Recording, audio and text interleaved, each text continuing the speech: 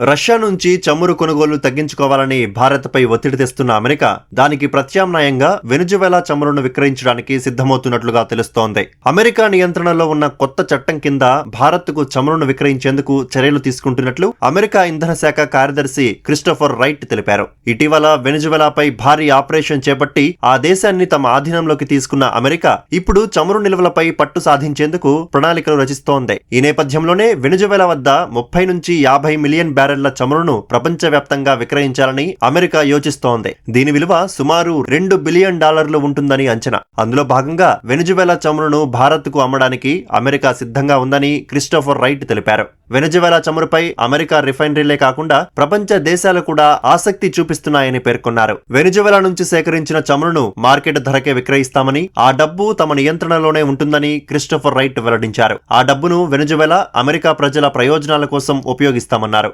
చమురు నిల్వలను నౌకల ద్వారా రవాణా చేసి నేరుగా అమెరికా ఓడరేవుల్లో దించనున్నట్లు వెల్లడించారు. ప్రస్తుతం నిల్వ ఉన్న చమురుతో పాటు భవిష్యత్తులో వెనుజువేలాలో ఉత్పత్తి అయ్యే చమురును కూడా అమెరికానే విక్రయించనుందని స్పష్టం చేశారు.